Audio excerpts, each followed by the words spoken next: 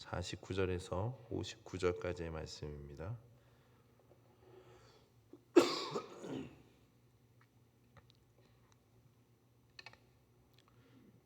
한 절씩 교독하시고 마지막 59절은 함께 합독하도록 하겠습니다. 내가 불을 땅에 던지러 왔느니 이 불이 이미 붙었으면 내가 무엇을 원하리요?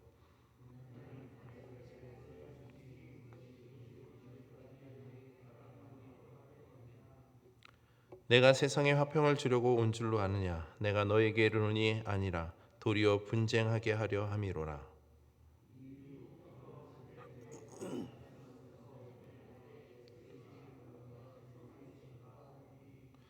아버지가 아들과 아들이 아버지와 어머니가 딸과 딸이 어머니와 시어머니가 며느리와 며느리가 시어머니와 분쟁하리라 하시니라.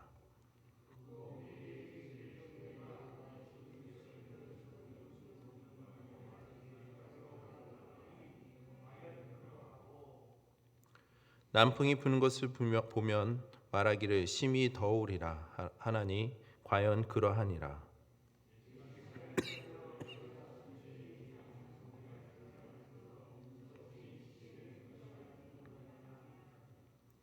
또 어찌하여 옳은 것을 스스로 판단하지 아니하느냐?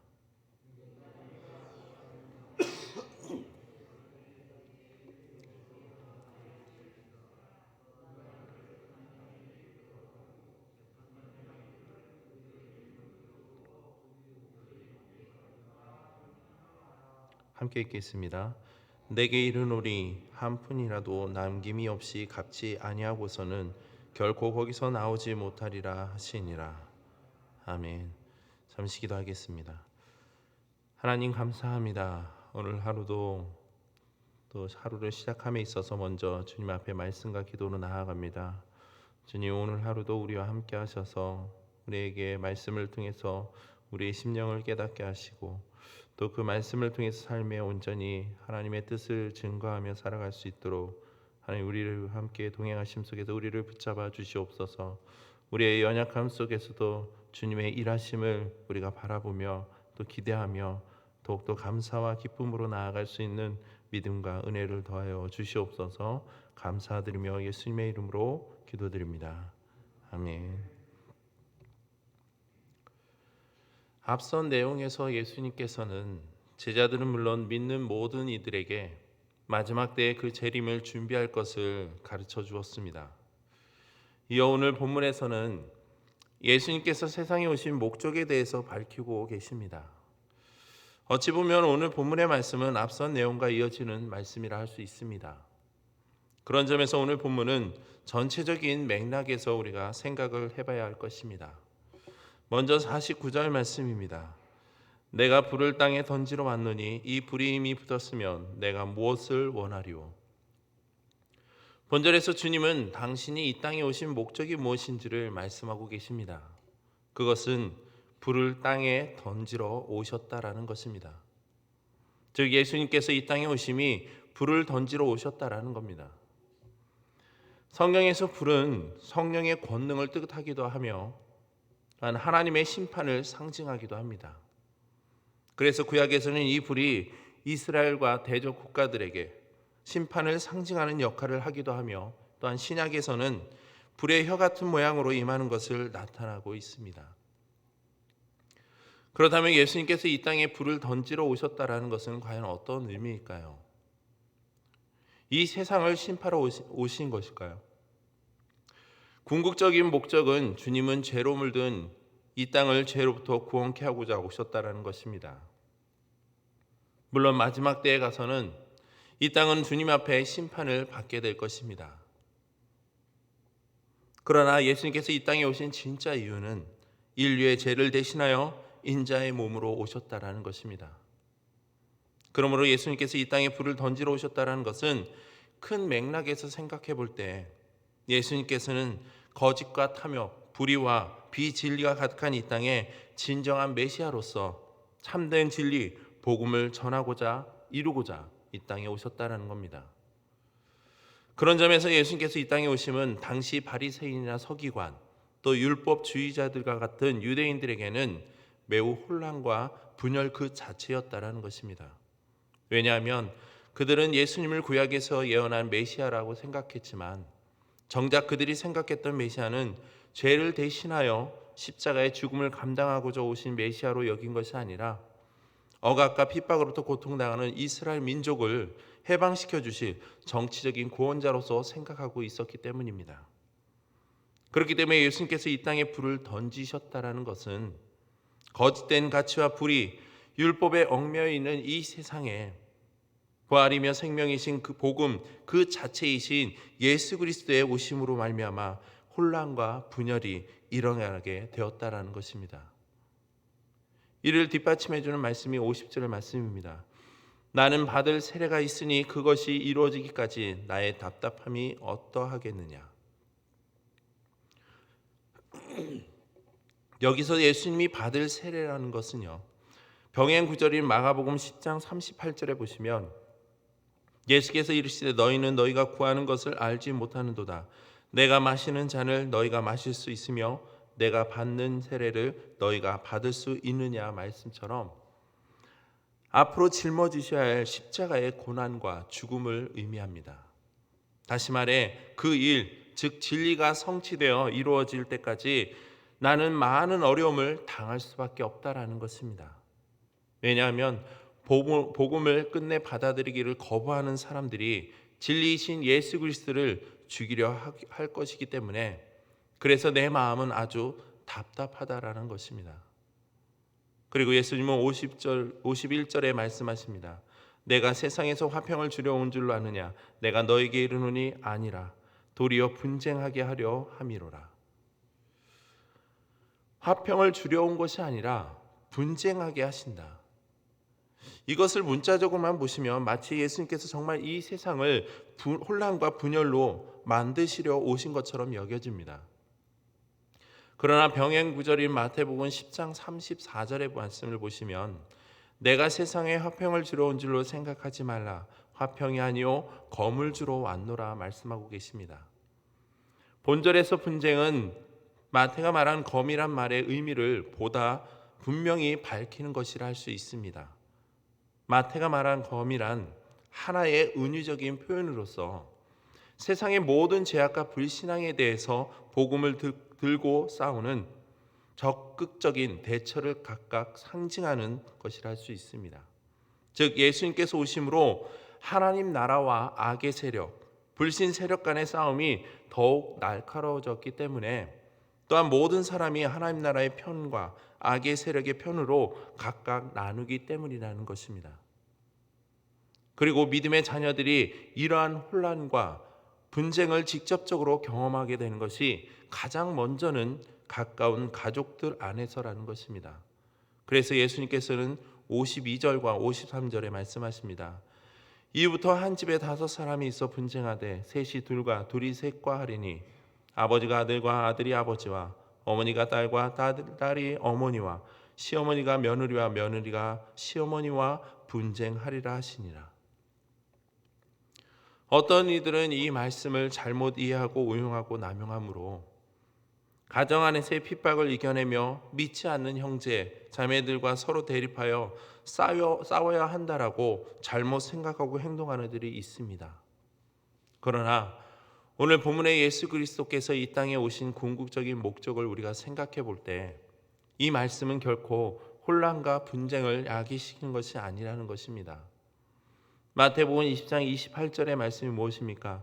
인자가 온 것은 섬김을 받으려 함이 아니라 도리어 섬기려 하고 자기 목숨을 많은 사람의 대속물로 주려 함이라 말씀하고 계십니다.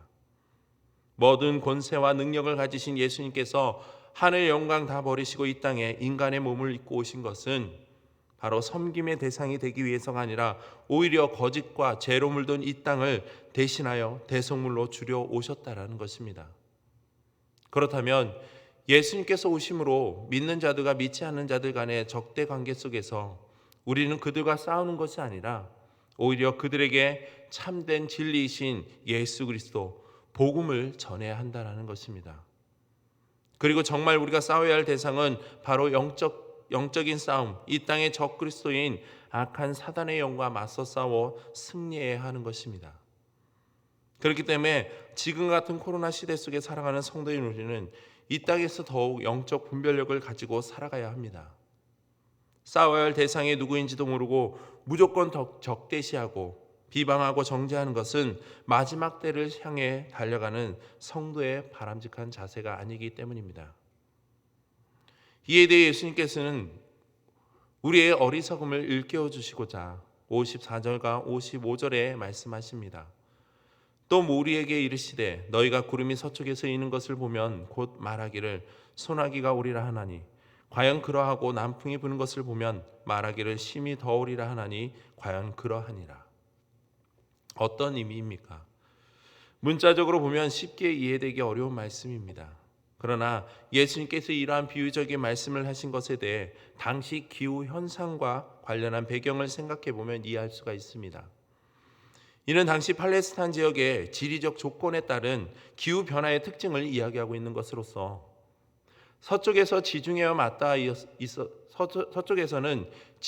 맞닿아 있어서 서쪽에서 구름이 일어나면 비가 오겠다라는 신호입니다. 또한 남쪽으로는 아라비아 사막이 있어서 남풍이 불면 이제 곧 덥겠구나 하는 신호라는 것입니다. 이처럼 이 천지 세상에 일어나는 현상을 보면서 기후가 어떠할 것이라고 그 변화를 예측하여 미리 준비할 수 있었습니다. 그래서 예수님께서 말씀하신 바가 무엇입니까? 56절과 57절입니다. 외식하는 자여 너희가 천지의 기상은 분간할 줄 알면서 어찌 이 시대는 분간하지 못하느냐? 또 어찌하여 옳은 것을 스스로 판단하지 아니하니라라고 말씀하고 계십니다. 여기서 외식이라는 말은 원어적으로 연기자나 무대 연출자와 같은 의미를 가리키는 말로 겉과 속이 다른 이중적 모습으로 자신의 모습을 감추는 것으로 위선되고 거짓된 삶을 사는 사람을 일컫습니다. 그래서 유대교에서조차도 외식은 기만적이어서 믿음이 없는 사람이라고 생각하고 있습니다. 결국 외식하는 자들이란 자신의 그 어리석음을 깨닫지 못하고 있으면서도 안다고 하는 자들을 가리키고 있는 것입니다. 그렇다면 본질의 의미는 무엇일까요? 그것은 이 세상에서 일어나는 기후의 현상에 있어서는 민감하여 분간하면서도 정말 민감해야 할 영적 분별력에 있어서는 왜 무감각하게 행동하는가입니다. 즉 기상 변화에 있어서는 분간할 줄 알면서도 초림하신 예수 그리스도를 진정한 메시아로 받아들이지 못할 뿐만 아니라 더 나아가 마지막 때 예수 그리스도의 재림과 다가올 심판을 알지 못한 채 예수 그리스도의 그 오심을 준비하지 않고 있는 그 무지하고 어리석은 이들을 향한 경고의 메시지를 할 수 있습니다. 이에 대해 예수님께서는 58절에 말씀하시기를 내가 너를 고발하는 자와 함께 법관에 갈 때 길에서 화해하기를 힘쓰라. 그가 너를 재판장에게 끌어가고 재판장이 너를 옥졸에게 넘겨주어 옥졸이 옥에 가둘까 염려하라. 주님은 재판장 앞에 서기 전에 화해하기를 힘써 옥에 갇히는 일이 없도록 할 것을 말씀하고 계십니다. 즉 심판에 이르기 전에 화해하라는 것입니다. 그럼 과연 누구와 먼저 화해해야 할까요? 바로 우리의 죄의 문제를 해결해 주실 하나님과의 그 관계가 가장 먼저 회복되어지고 화해되어져야 한다라는 겁니다. 더 나아가서는 모든 지체들과의 회복과 화해입니다. 다시 말해 예수님께서는 최후 심판의 자리로 나아가고 있는 우리로 하여금 참된 구원을 얻기 위해서는 심판주 앞에 서기 이전에 속히 회개할 것을 말씀하고 계신 겁니다. 또한 주님은 59절에 내게 이르노니 한 푼이라도 남김없이 갚지 아니하고서는 결코 거기서 나오지 못하리라 말씀하고 계십니다. 여기서 한 푼은 당시 유대에서 통용하는 화폐 단위 중 가장 작은 단위입니다. 즉 한 푼까지도 다 갚아야 된다는 것은 앞으로 당하게 될 심판이 아주 작은 죄라도 넘어가지 않는 철저한 심판이 될 것이며 끝까지 용서가 없는 영원한 멸망의 심판이 될 것임을 묘사하고 있는 것입니다. 결국 이것은 나의 삶에 아주 작은 사소한 죄라도 남김이 없어야 한다는 것입니다. 이처럼 주님께서는 하나님의 심판이 얼마나 엄중한가에 대해 경고하시며 하루빨리 복음을 받아들이고 하나님과의 온전한 화목을 원하고 계신다라는 겁니다.